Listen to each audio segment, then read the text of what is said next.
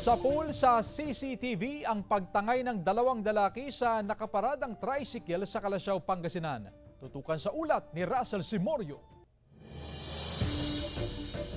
Kuha ang CCTV footage na ito sa gilid ng kalsada sa Barangay Bud, Calasiao, Pangasinan. Makikitang naglalakad ang dalawang hindi pa nakikilalang lalaki hanggang sa lapitan nila ang isang nakaparadang tricycle. Ilang minuto lang, hinila na patakas ng dalawang lalaki ang tricycle.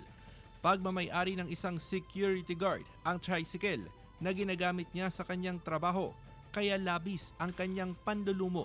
Bali nung time na i-check yung tricycle ko bago po ako mag-out, pagtingin ko dun sa field parkingan ko, wala na po. Naipag-battery ko naman po sa Calasiao Police. Aminado ang may-ari na hindi niya nailakang tricycle nang iparada. Sana raw matukoy ang mga suspect at maibalik sa kanya ang tricycle. O hindi nakalak, pero hindi masyadong maano yung footage ng CCTV. Kaya hindi nahuli yung magnanakaw. Kasi ilang beses na rin may nangyaring nakawan dito sa amin.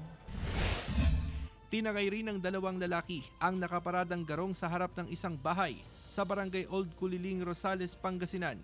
Kita sa CCTV camera na unang umaligid sa lugar ang dalawang suspect hanggang sa kitang hila-hila na ng isa ang garong.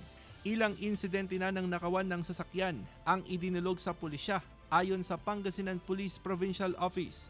Iniimbestigahan na raw ng pulisya ang mga insidente.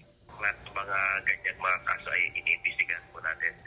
Sa ngayon po, ang ginagawa po ng ating kapulisan po ay tuloy-tuloy po ng pagrorota. Kasama si Daryl Peralta, Russell Simorio, One North Central Luzon.